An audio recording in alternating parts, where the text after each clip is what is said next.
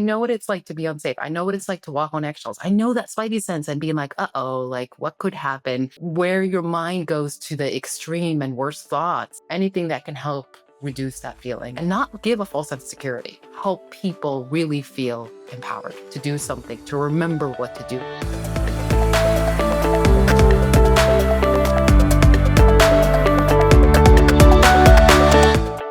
Hey everyone, welcome back to the Safety Gap podcast. There's my co-host Karin. How you doing today, Karin? I am good. It is May Day.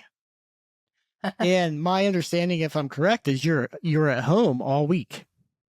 Magically, I am. Yeah, well, it is later in the week, and I was traveling earlier this week, but I am home for the rest of the week, and it feels really, really lovely. What is that I rare thought for you? It's so rare. I mean, I happen to be at home when we record the podcast, but that's usually like, again, at the end of the week. I've been traveling. So yeah, I was on the road. on the road. You're probably on the road. What, 80% of the time? Yeah, I would say so. Yeah, it's busy. So I stay in hotels a lot. I hope you're eating great food wherever you're going. That's the first, I feel like, where's the best spots nearby? My Yelp is pretty legit. I have not disappointed others on planning meals. It is something near and dear to my heart because I love giving people like experiences and finding new places. And so I tend, when we're in group settings as I'm traveling, to be like the party planner. So I'm the one who finds the dinner spots. And yeah, so far Yelp has not let me down. All right. If you're ever in Philly, Oh, I will absolutely. say, am I better than Yelp? I don't know, but I'll give you firsthand experiences. And I might I'm be a in the huge area in foodie. a few weeks. I will touch base. Okay, perfect. All right. I was going to say, if you're not Karin, now you have a good excuse to go. So, Absolutely. speaking of that voice you heard, Yasmine, welcome to the show. Great Thank to have you. you. Thank you so much for having me. What I'd love to do is just jump right in so the audience gets a flavor for who you are and what you do. So, obviously, CEO and founder of Roar. I'd love you to tell us a little bit about Roar and maybe start with the founder story. Sure. A lot of people say I have an interesting story. I'm a refugee. I came over when I was 8 years old, actually, because my brother was born in Philly a few months prior. So the embassy came and collected us, actually whisked us from a bomb shelter in Kuwait, had a clipboard with a bunch of names of US citizens, found us, found him, told us we had an hour to pack 2 bags, and flew us to Philly, September 1990. I was 8 years old at the time, more excited than scared, believe it or not, because I thought we'd go back and I wanted to see America. Yeah. But we ended up staying here and I've been here ever since. And when I was 15, applying for college, I learned I was undocumented. So even though we had been brought over by the US Embassy, something slipped through the cracks. And unfortunately for us, the whole process restarted to become a citizen, which meant the previous 7 years didn't count. And it normally takes 10 years to become a citizen. And what that meant for me is I had to spend a lot of time working under the table, kind of flying blind because I wasn't able to go get a permit or driver's license. I wasn't able to go apply to go to college the normal way. I was able to get through college. It's kind of a funny story, maybe for another time. Yeah. And yes, I basically had 2, 3 under the table jobs to survive. And finally became a US citizen as an Arab. It was a little bit harder after 9/11, but I became a US citizen at 30 years old, and I decided I gotta celebrate. It's been a long time coming. Went backpacking through South America, and when I came back is when I started Roar. But it's really a combination of the experiences of being a refugee, being undocumented, working in places that were unsafe, and having those direct experiences that gave me this passion to start Roar. And Roar is all about protecting workers in the workplace. And so what we do is we provide staff duress solutions that folks can use to get help to the exact location as soon as possible when they need it. Well, first of all, congratulations on being a U.S. citizen and making that. That's quite the journey. I feel like we hear these stories or we read about these stories, but it's rare to actually meet somebody who's gone through this journey. So, a lot of admiration for that. That's amazing. Yeah, I feel like immigration has become like it needs to be more nuanced, especially with what's going on today. And not going to get political, obviously, but it's not black and white. And my story is a good illustration of that. Yeah, absolutely. Maybe double click a little bit on like you mentioned you started the company because of your experiences. Could you elaborate more on that? Like what really informed like the passion around needing to do this as you kind of went through this journey as a refugee? The biggest two things I remember being undocumented and working under the table is the power imbalance. So I had certain bosses, they knew my status because I was undocumented and really because I was getting paid under the table. They were able to demand things that I really had no way for there to be repercussions. So working a double shift that someone called off, even when I was exhausted, or worse, when I was expecting to be paid, um, saying, "Oh, well, give me a kiss first," or worse, in order to get your pay. Those were the experiences that really fueled me to think about protecting others and really what I do now at work. No one should live Yeah, through that. no, no one should live through that. And yet, when you started going down that path, I think we all started imagining the worst case scenarios of which you kind of validated of how people take advantage of folks in that situation. So I'm obviously sorry you had to go through that. How do you, so how did you go about tackling that? So you started the company. Were you expert in this technology, in this space? Like, where did the origin, like, you had this idea of like, I want to protect people. How do you go from like that idea to like building a company to do it? Um, the genesis of the idea and so forth. Yeah, I will definitely say one of the perks of being undocumented and immigrant is you gotta think outside the box and you gotta do what you gotta do. So I have always had a side gig going, graphic design, whatever, mowing grass or shoveling snow. I was really good at getting out and seeing what I can do to make side money and hustle, which I think definitely helped. Roar is my second business, which also helped me tremendously. But I would say more than anything, I'm a non-technical person running a tech company. So it meant hiring people much smarter than me that can actually make it happen. And for me, I've always been the visionary. I'm really good at getting people excited about what we do and what we want to build. And it was finding the industrial designer to help with modeling and designing the device, electrical engineer to be able to make it work the way we intended. And more than anything, we spent about 6 months before we even did anything, just talking to people. It's one experience that I have, but there's a lot of other experiences out there. So being able to listen directly, not just from workers, which incredibly important, but from their managers, what's important to them, and actually being able to delineate the difference, right? Because when I talk to managers, it's about cost, it's about false alarms, it's about compliance. When I talk to workers, it's, will this really truly protect me when I need it the most? What about my privacy? Are you going to follow me everywhere I go? And so being able to get those insights really helped us in making sure we built something directly for users, but also making sure we can position it in a way that decision makers can make the right decision in working with us. Does that help? And so what it does. And so when I see the device, it's pretty slick um, in action. But maybe for the audience, it'd be good to like, what exactly is it? Like when we talk about like a panic button, like what for those who may not know what that is, like what is it, how's it used, Yeah, etc. from by a worker. sure. A lot of people are familiar with under the desk silent alarms in banks and some retail stores. Think of a wearable. And thank you for saying it's slick. I promise I didn't tell them to say that. I love going to trade shows and when people put it in their hand, they're like, is this an Yeah. Apple product? Listen, the best thing you could say to me when I see you at a show is this an Apple product?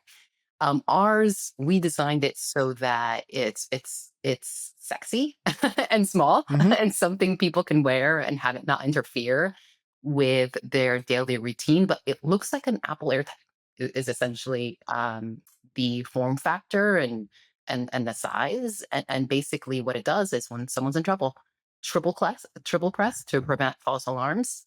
And it automatically sends an alert to nearby staff, security, or RapidSOS to be able to get help to the exact location of where they are. So if someone's doing an intake and the patient is exhibiting self-harm and they want to be able they can't de-escalate it and they want to be able to get people to that exact location, they can do that with one press of our wearable. Yeah, and you mentioned it's interesting 'cause when you see it, you start putting yourselves in the position of we all are workers to some degree, and we've all had jobs where maybe worked in a hospital or a restaurant or somewhere remote. And I start thinking through that scenario. So I guess the alternative is what? Like before you come along with this button, it's like I pick up my mobile phone, or I like maybe there's a button under the desk if it's a bank, but that's probably a rare situation. Most workers don't have anything to press, I assume. Absolutely. Yeah. So I'm kind of like going through my head of like, yeah, like how did I get help And it if I could felt escalate the unsafe? situation, right? Like if you're reaching for your phone or you go to call 911, Exactly. it could actually make things worse. Folks in hospitality used to yell out if they needed help. Well, in a lot of hotel rooms, especially larger hotels, it's hard to hear people, especially if it's a housekeeper, for example, that's cleaning in a room and it just so happens to be the turnover time and not many other people are around. In healthcare, it's a lot of someone has to hear it and then go to a phone, call an overhead page, and then go and address it. And so every second counts when someone's in trouble, feels unsafe, and that's where we focus on. Hey, Karen, didn't you have something like you've had like a similar? Not to put you on the spot, but like we were talking about this before the podcast, and you mentioned you're in an uncomfortable situation before around this, weren't you? Like in a hotel? I have so many stories, unfortunately, but yeah, I was in a hotel. I won't mention the city, and I came back to my room one night. I opened the door, and being in public safety, when you have this like weird feeling about something's not right, I'm not going to enter the room. Well, I opened the door, propped my foot because there was steam coming out of the bathroom, and the water was on. And I was like, oh my God, I know I didn't leave the shower on. What is going on? So I like peek in the room. Hello, hello. I look around and I noticed number one, like the cabinets to the closet were open. My clothes were strewn on the floor. Somebody else's shirt was on the bed. And I look in the bathroom and I could see through the crack there were a pair of boots in the shower with the water running. And of course, like my first instinct is I'm not going to go in there and turn off the water because if somebody's around the wall, they're going to pull me in this room and who knows what, right? And so, closed the door, went downstairs and asked them to call 911 because I was actually hosting a dinner that night and I needed to call my bosses to let them know that I was going to be late. We needed to make plan B. And then they said they were having trouble connecting with 911 at the front desk. And so, um, crazy situation. We made the report. The suspect actually was found at a hotel across the street. And it turned out that he had gotten the maid's key and had been in my room for probably 5 hours. Wore my makeup, my clothes, took my shoes. Oh Like it my was the whole thing. goodness. So, there's that story. But then a few months later, I was actually at a hotel in another city. And after having this experience, I walk up to my room and there's a tennis shoe right outside of my room, like somebody ran out of it and it's just left there with a cord. And I'm like, this is not normal. This is not right. And so I went down to the front desk and I asked the gal, like, do you have security on site to come and check my room? I've had previous experience. I just want to make sure the room is clear. And she was like, well, no, but I'll come with you. Okay. I spent 20 years in public safety. I'm like, and what are you going to do if somebody's in there? And she was like, well, I have this panic button. And what is that going to do? Because in most cases, you're absolutely right. Like it doesn't send it to anybody. And so we ended up calling the police. They came and searched the room. Nobody was there. But those situations, you certainly think a little bit more about what do I do in this case? And if I can't pick up my phone and call 911, maybe I don't have it with me, whatever the case is, I need to know what that connection piece is. And so, what you're doing here and making sure that it goes, number one, to other staff members' security and can be escalated into the 911 system so that they have awareness, they know where the signal is coming from exactly, is really important. I think back to when I was like 19, 20 years old, and I was the closer at a retail store and I'm locking the door. Well, retail crime is a huge issue right now. And you think about young ladies who are locking up at the mall or locking up at an outdoor store. if something were to happen, they're jumbling their keys around. They've likely got their bag. Are they able to quickly dial 911? So That crazy is experience. scary. I mean, kudos to you for having that self-awareness. I think it's so easy to be so busy and consumed with your thoughts in the day that you don't even notice things like that tennis shoe and, being proactive about getting help. Those hotels should use our solution. And second of They're all, gonna know about it now. yeah, and well, the woman that had the panic button, I mean, hopefully that panic button did alert nearby staff. So that is another There layer was of nobody security. else there that night. Oh man, She was the lone worker, right? got it, got it, got it. So, So it, yeah. it needed to be like a 911 panic button, which we do have. Which Shameless plug. when I hear that story and I think about, we've all traveled a lot for our careers, and you get into places where you're at a hotel and there's like literally one person working in the hotel in the evening in some of these rural areas, and you have what, 300 guests, and you have one person. I mean, that has to be a daunting feeling as the hotel worker at 2 a.m, and you're the only person there. And so it's maybe a question to you, Asmund, is like, once you see a solution like this, it feels obvious everybody should have it. However, where are we in the journey of that awareness and everybody actually having it? Because it feels like if I were to walk into a hotel or a hospital or wherever, we're still maybe in the early phases of people having modern technology to keep them safe, but this is just a hypothesis. I mean, it's me assuming. I'd love you to tell us kind of where are we on this From path? my experiences, what I've seen is when there's a mandate, there's more likely to be someone that does something. So I think there is more of an awareness than ever before, especially because there's hotel panic button bills that have been passed at a city, state level, healthcare panic button bills, retail panic button bills, most recently in New York, and Alyssa's Law. So educational, Mm-hmm. having panic buttons in schools. But what I've seen is, our capitalistic society, you know, adding additional costs, even when it has to do with safety, is not necessarily something that folks are proactive about.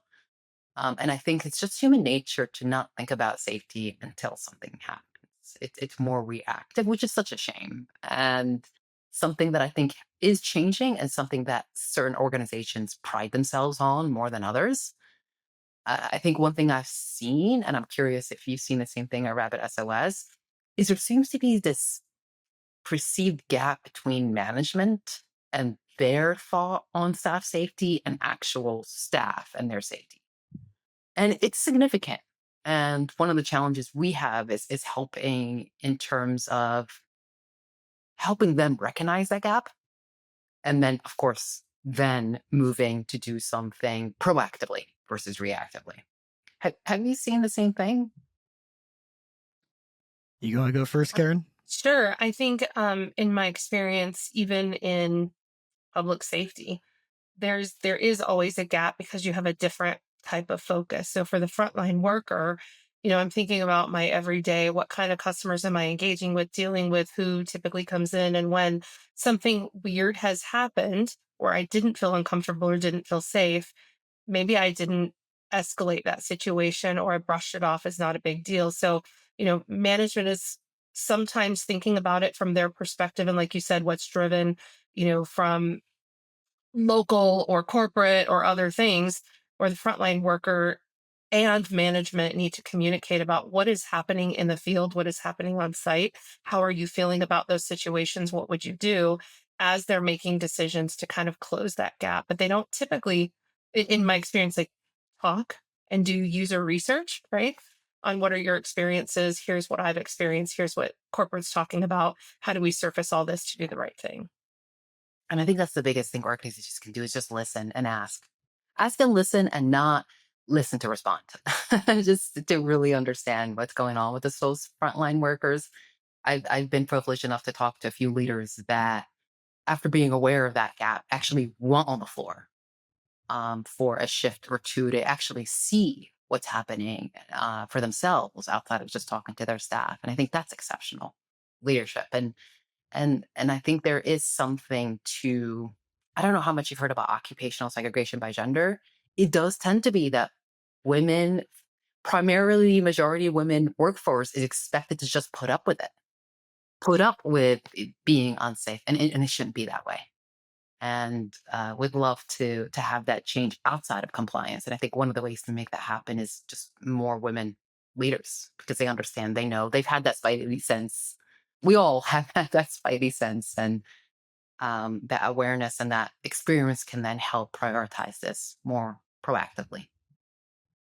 Yeah, I think unfortunately there's probably a few factors here. One being, I think you said this earlier, we don't really think about safety very often unless we've ourselves been in an unsafe situation. And then we may react and say, how do I prevent that from happening again? Two is, I assume leadership in a lot of these places have never done the frontline work. So it's hard for them to relate if they're not showing a lot of empathy and care for their employees to what their employees are going through. And the third, unfortunately, is a lot of leadership still looks like me, old white guy. And so we don't, it's hard for us to empathize to what you just said about, um, you know, the mix of the occupations of the people on the front line and kind of what their situation is versus maybe what management has experienced in their life. And you put all these things together, and unfortunately, it's not surprising that most leaders aren't thinking about like what the front line goes through day in and day out in some of these workplaces. So to your point, I do think there there are is ways they shift got to happening. think through this, you know? Yeah, and Yeah. I don't want to be a complete Debbie Downer. I do think there's shifts happening. I think workplace violence or workplace safety officers are becoming more common. And I think that's huge in terms of prioritizing safety. So actually allocating a specific role where there's sole ownership of that person being able to ensure the protection of the staff. I think that's huge. And I think a big part of that isn't just driven by compliance, but historic labor shortages. I mean, I think really smart organizations are looking at this and getting ahead of it because they're seeing that outside the trends and the needs, they must do something. And the cost savings will actually be able to have a great return on investment. And I also have seen where healthcare leaders are now tying in employee engagement surveys, much of which include safety, to bonuses. And I think that's fantastic, right? Yeah, Because totally. we whatever we're incentivized by as humans, that's how we we act by what we're incentivized by. So I think those are a couple examples of things that have shifted that are in positive direction for sure. I was going to ask you about that. One of the things that comes to mind as you were speaking, you alluded to this, and that is, are you starting to see folks using this as a recruiting tool? Because labor is tight right now for a lot of these roles, and I got to believe on the other end, workers are looking at not only what do I get paid, but like, am I going to feel safe in doing this job, and so forth and so on. Do you see that kind of actually manifesting itself in the market? Absolutely. And I would say really smart organizations, HR leaders actually even add it to the job description. Because if there are enough hotel housekeepers or especially nurses and clinicians right now, and you have under compensation or package benefits, alert or duress devices, it's really going to help you stand out in terms of getting more applicants for sure.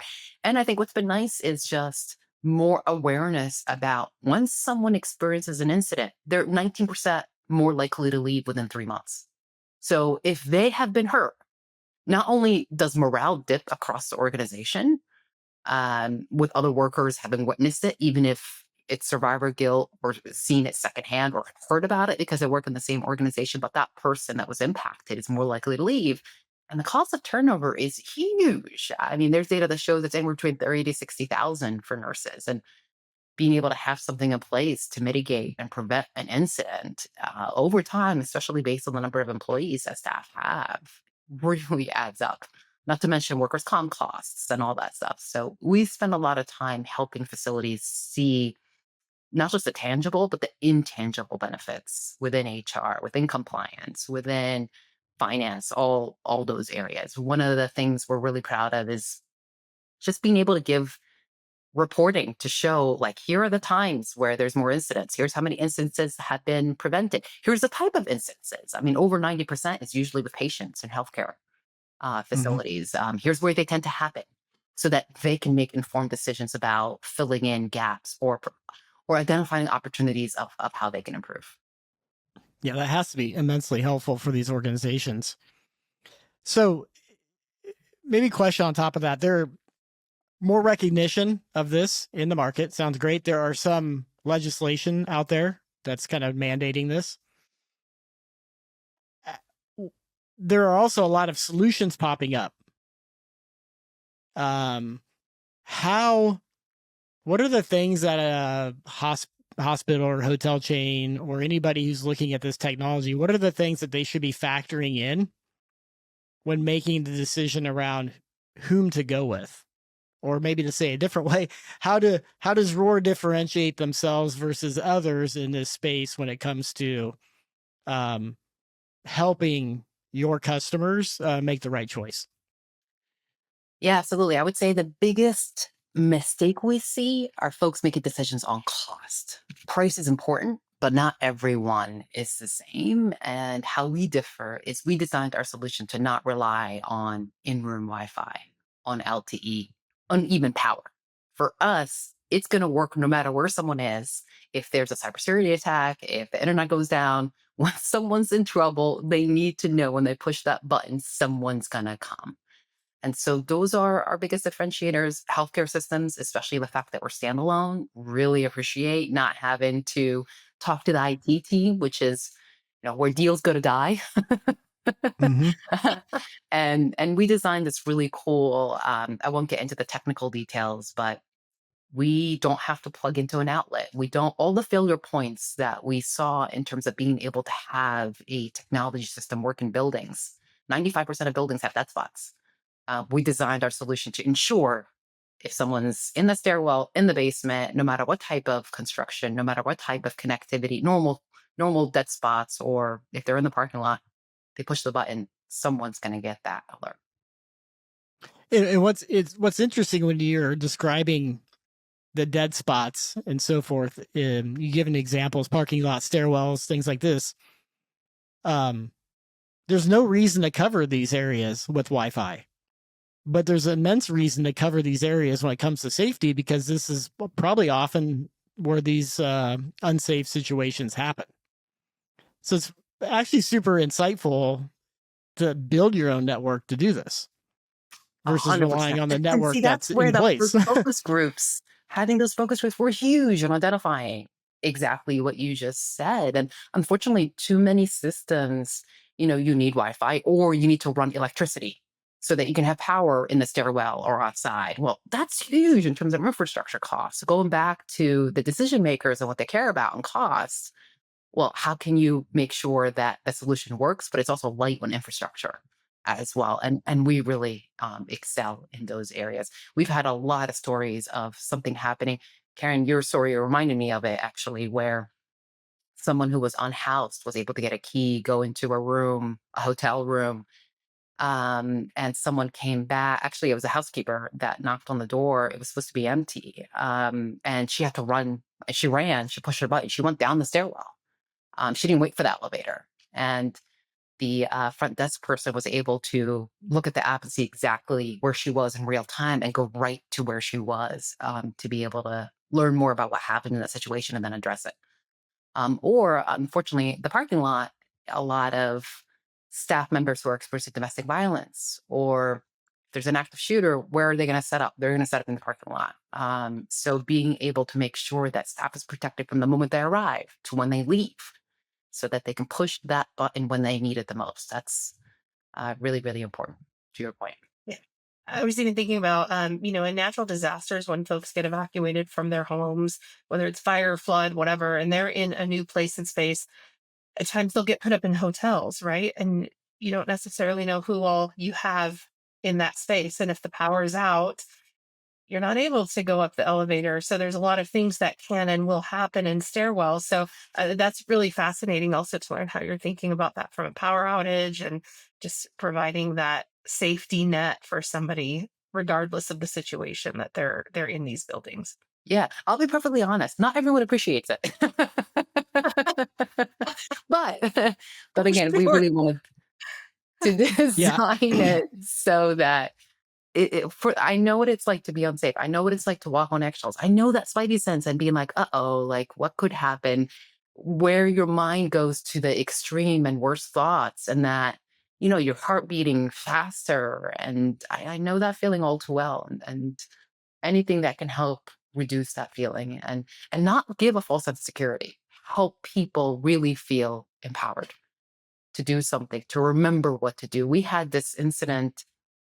I don't want to keep going back to hotels, but this was actually the very first time we learned we saved a life. It was at a hotel in LA where a housekeeper, she went into the elevator, used her key card, went up to the eighth floor to start her shift, entered the linen closet to grab her Mhm. supplies. And unbeknownst to her, looking at the video footage after, there was an unauthorized guest, someone that wasn't even staying at the hotel at the lobby, saw her, followed her, went into the same elevator, didn't have the key card, so just used her key card, and there were other people in the Yeah. elevator too, to go up with her and followed her as she went into that linen closet and grabbed her from behind, kicked the door closed, and started choking her. And this woman remembered to use her button. And within 90 seconds, three security officers were able to arrive and get him off of her, give her first aid, call the police, address the situation. And I'll never forget what it felt like hearing that story. That's those things do happen. It's unfortunate that they do, but they do, and you can't deny it. And I think that they shouldn't. But I was really glad to hear that we were able to help in that case.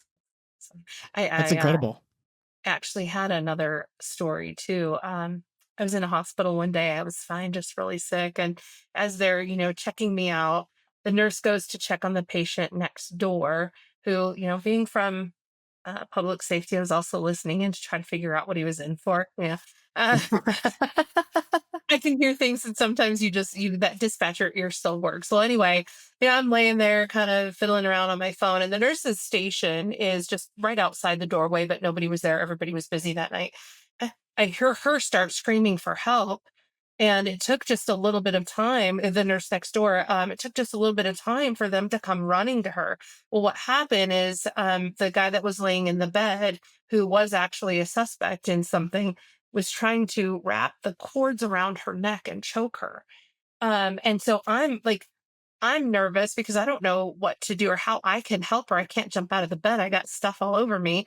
And, but, in that moment, it's like, gosh, what do you do? And if she had had a button at the time rather than having to scream for help, I hope that they would have gotten to her faster. They did get to her fairly quickly, which is great. But my niece is a nurse. And so I think about just that ability to have something to connect to get somebody to her as fast as possible so that they can continue to help themselves as well. And, it's interesting. I think society has also changed a little bit where before we felt pretty safe in any environment that we went to. We have a lot more awareness around things that happen in our communities. And, you try to do everything that you can to be safe, but you can't always guarantee that nothing will happen.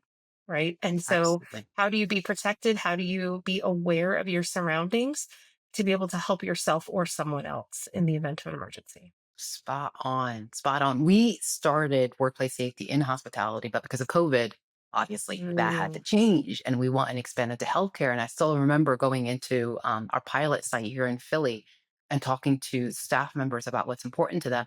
And the very first nurse I met, her telling me that she had an incident a couple years ago where she was punched so hard and beat up so bad she needed facial reconstruction surgery. Oh And my of God. course, that's jarring, but then the level of empathy she had for the patient. Oh, but he didn't mean it. He was going through withdrawal. It was just Mhm. mind-boggling to me. And you're right. I think we're facing this perfect storm of record-breaking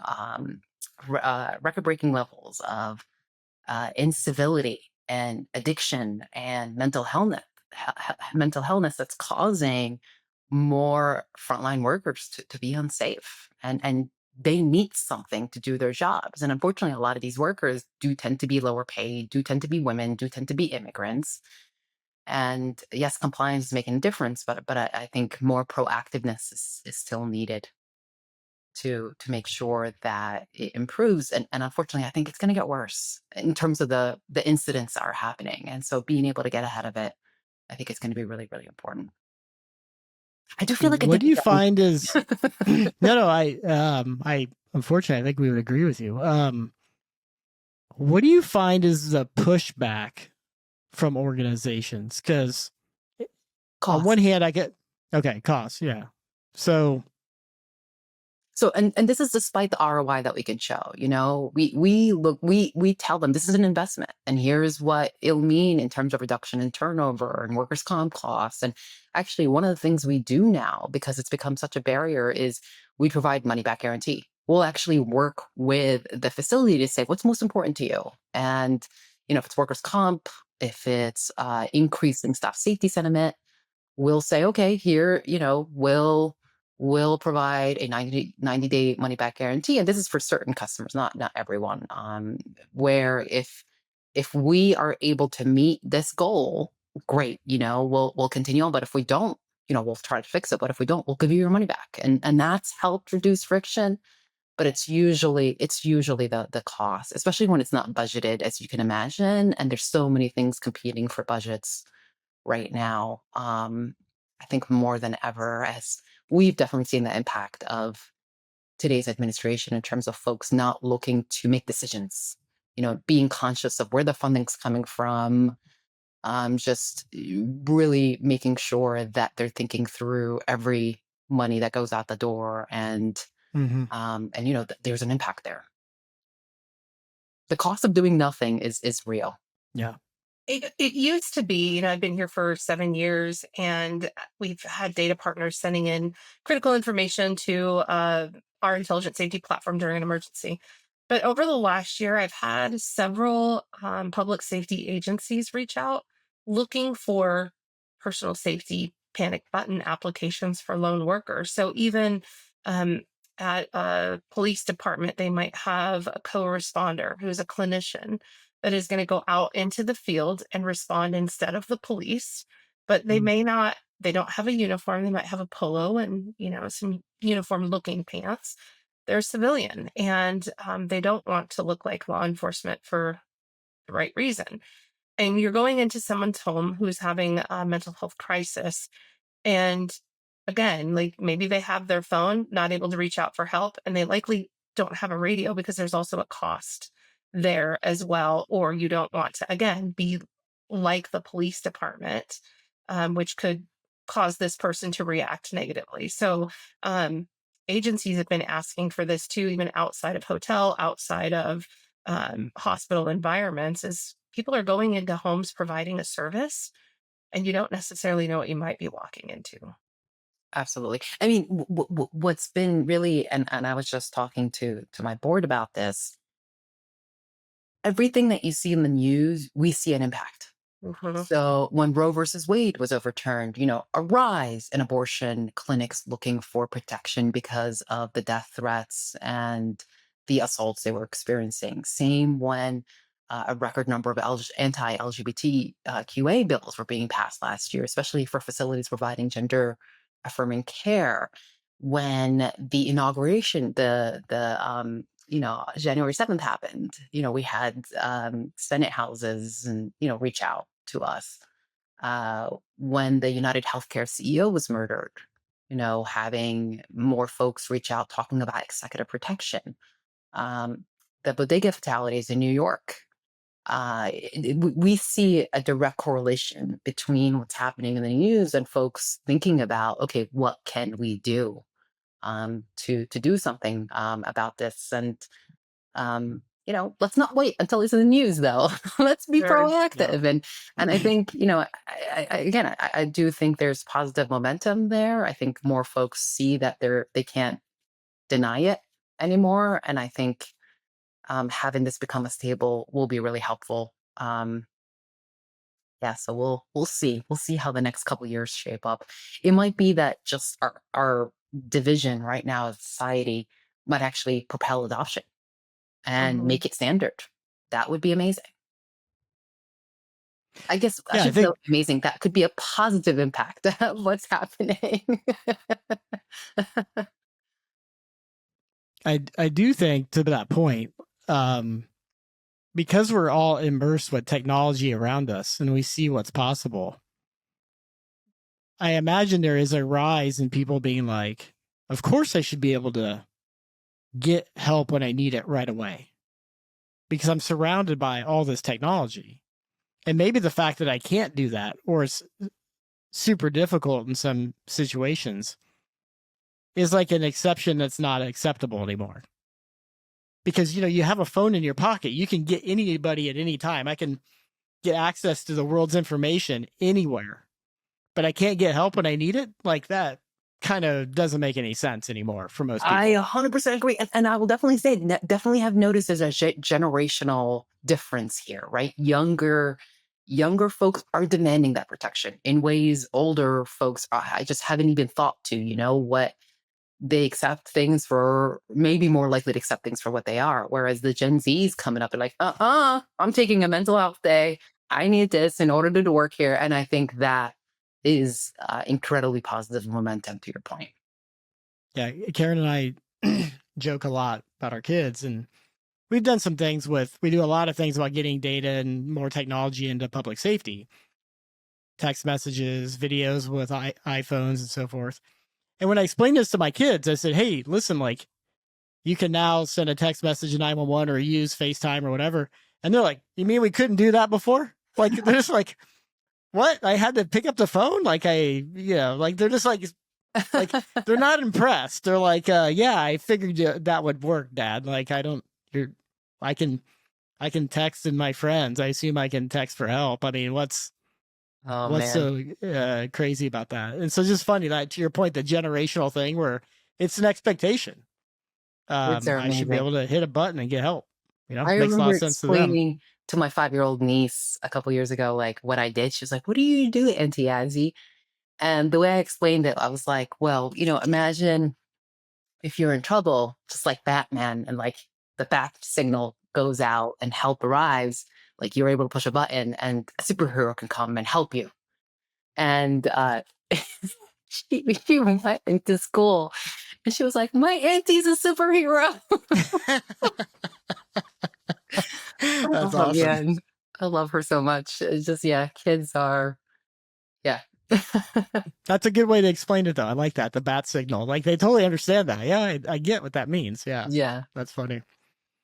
Maybe just to kind of go full circle here, Karen, like maybe you two could talk through, like, how does this actually interact with 911? I think it's easy to understand. I could hit the button and, like, maybe the security team in my hotel or my hospital knows where I am and they come help me, like the many cases that we've talked about. What happens? Like, how does it work with 911? And how's that different than like the local security team Yeah. being first on scene? We always have to think about our 911 professionals and making sure that they have the right data at the right time. And I think it's really important that we don't want to take away from somebody making a 911 call because you can get a lot of context through the voice. However, not everybody is in a position to make a safe call through the 911 voice channel. And so when that ROAR user initiates the request for assistance, that's being sent over to a live monitoring agent. And it's not just, hey, there's a panic button that went off at this building, here's the location, and then they are done.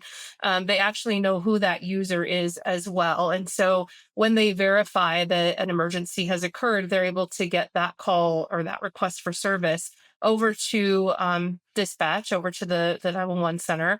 And they're able to say, this is the person, the building, and any additional contacts that may be associated. So it may be, initially the phone number of the building, but if there's other contacts like a security on site or something, public safety has that data as well. So just adding more about the user, providing that precise location of where they are, especially if there's movement, and then making sure that additional contacts are also delivered and sent, when monitoring has to escalate that over to emergency services. I remember one of the biggest impact for us from RapidSOS is when you all were able to add entry instructions and be able to pass along the exact location of where someone is within a building. Because it's one thing to say, "Hey, go to Cleveland Hospital." Um, oh man, I should pick the name of my street. That's probably a real hospital. I'm just trying to use an example. Maybe I should blur that out. Cleveland Street. Yeah, yeah. Don't put that in there. I don't know, safety reasons. But no, let's just When you say go to your local when hospital, you go to your local hospital, and let's say you can only go through a certain door at night and you're in room, 210. Well, being able for that to be able to be communicated by dispatch. So police know, okay, go to the east corner of Broad Street, enter there, go to room 210. That's huge, right? Especially in terms of also being able to provide management or other folks context of what's happening. Dispatch was sent or arrived, or police, fire, all that stuff is able to be communicated with our systems so that the staff can have just more confidence of what's happening and when it's happening. So that was huge. I think you guys added it because we asked. I can't remember now. I wish Ashley was here, but that was really important. And then to go back to a point that was made earlier, you know, for overnight workers, audit workers are by themselves. This has been huge. It's where we see about a quarter of new sales add a 911 button of some kind, whether it's an under the desk or wearable. It's usually because there's no one else. So if there's no one Mhm. else, you shouldn't, be compromised or be vulnerable. There should be a way for you to be able to get help. And for those field responders that are coming to the scene, it is really important. Some of these campuses are huge. And when you're given the front door address or just the main address with no additional context of where I need to go and search, well, that now changes how many resources I might need, the time that it takes for me to get to the patient or the victim that is experiencing this emergency. And all of that time could mean a life lost or a life saved, right? And so I'm an avid watcher of On Patrol Live. Yes, I've lived my own public safety life, but I think it's still so much in my blood that every Friday and Saturday night I'm watching the show of people responding to emergencies. Right? It's great. It's addicting if you're not watching it, Yasmin. And there's always a hotel, and you just think about the number of rooms, the number of hallways, the number of floors that they're having to search. They always have to start at that front door, and there's not always an employee right there ready to let them in. So again, it's how do we start coordinating the response to make sure that we're shaving off the seconds and closing the gap? Absolutely. Yeah. Do you watch The Pit? The Pit, I haven't heard of that Oh one. my gosh. So if you love emergency response, it's actually it's at a Pittsburgh ER room. And there was an incident Oh, where a staff member was attacked. And actually, I was able to use that clip and send it to, I won't say who, but to get them to move. And it was great. And it showed that perceived gap I was talking about between management and frontline workers in a really great way. But yeah, it's all about emergencies, not just patients, but like, what they're dealing with. And it feels so real. It gives a whole new level of empathy for what healthcare workers go through. might If have you to don't add mind, can that I to ask you both a question? Because you both Of have, course. certain insights based on your roles. Where should we focus? Like, what have you seen? You mentioned law, you mentioned police, you mentioned lone workers, but based on trends that you're seeing or gaps, if you have anything for me or anything that we can do, especially based on what you know about our solution, I'd love to hear what you all think based on the insights that you might have. I think one thing that I have not only heard lately, but have also seen a lot in the news, especially in areas that have high end jewelry stores, high end retail, is those retail stores. Yes, there are panic buttons in there, but typically, like you said, they're under the desk or somewhere against a wall. When you've got 15 people mobbing a store, you may not be able to get anywhere near that button. And they're likely going to just shove you into an office. But even that might take a little bit of time. So Again, in moments of retail crime, retail theft. I actually was at a store in Texas recently, and I'm going to check out, and I see this guy running off with a big old bag of stuff. And it's like five people are jumping on their video camera to record him going out to the parking lot. And one person called 911. Well, had he had a weapon, like thankfully he didn't, but had he had a weapon and done something inside the store, nobody that is right in that general area would have been safe to dial 911. Again, it's that discreet ability to request emergency services, even if a 911 call is able to be made a little bit later. So I think retail, as I mentioned, just some of the things that I've experienced, seen, or been reading about lately. New York passed the very first, you've probably heard of this panic button bill for large box retailers. So as of January 1st, 2027, the Walmarts, the Targets of the world are going to have to give panic buttons to workers. Oh, Um, interesting. yeah. Yeah, I'll give you my 2 cents. By the way, we do get a lot of requests for hotels just coming to us, and which we refer to folks like yourselves because we obviously don't sell panic buttons to hotels, but just coming to us um, as a leading indicator, a lot frequency of hotels is pretty high. I would say it's probably exactly what you're doing. It's the geographic footprint of the campus or the parking lot, the velocity of workers and customers going through that facility, the ability for you to provide precise location and direction of where to enter the grounds is critical for law enforcement. And we see that time and time again. So I think about the strength of what you've done with building your own network.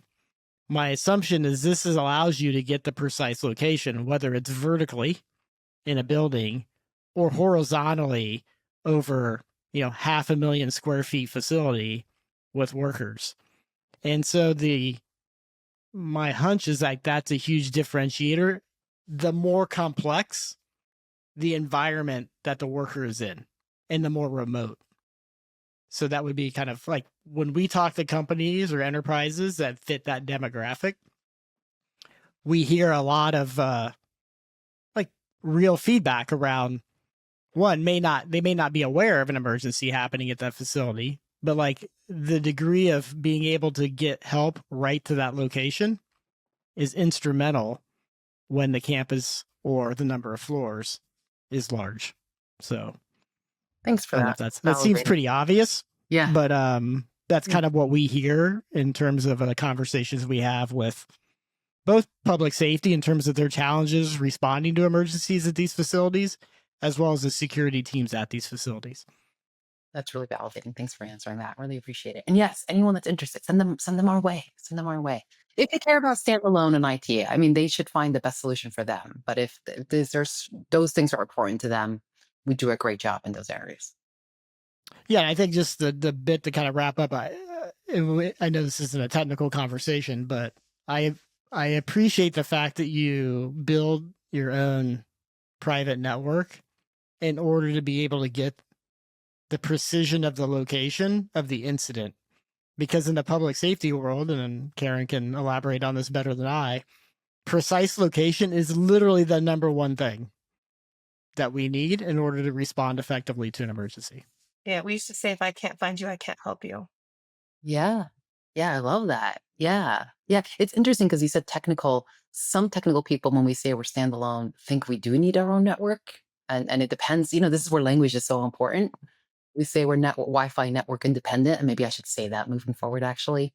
But yeah, every second freaking counts. Every second counts. So being able to know someone's in room 210 and then they went to 215 or whatever, um, I I think it's a human right everyone should have to feel safe and dignity in the workplace. Yeah, and for that person that's experiencing the emergency, 2 seconds can feel like a lifetime. And so when you think about the response time and somebody having to go and track you down and find you in a hallway or on a different floor because they didn't have that information right away, it feels like nobody's ever coming. Oh my gosh, yeah. Yeah, we just had someone reach out because they tried to use a radio. And the radio, it was a crackling. Is that what you call it? Cackling? I don't know what the right word is. Whatever the right word is. and they I weren't able to get scratched help, myself. but they thought they were able to get help because they were talking. So, oh my goodness, it's we had another case where like the battery was dead, and yeah, it's every second, to your point, when you're living it, oh my God, feels like forever. So Yasmin, I want to be cognizant of time. Is there anything that we didn't ask you that you wish we would have asked you? I can't think of anything, to be honest. You've all done a That's good job. good. This has been a That's great. great conversation. Well, I appreciate the time. I've learned a lot, and I actually thought I knew a decent amount about this, and I learned quite a bit more. So, really appreciate everything that you and your company are doing, and obviously your partnership with us and helping make the world a safer place. So, Absolutely. thank you very much. All right, thank you all. Have a great day. All right, thank you all. care. Have a great Bye-bye. day.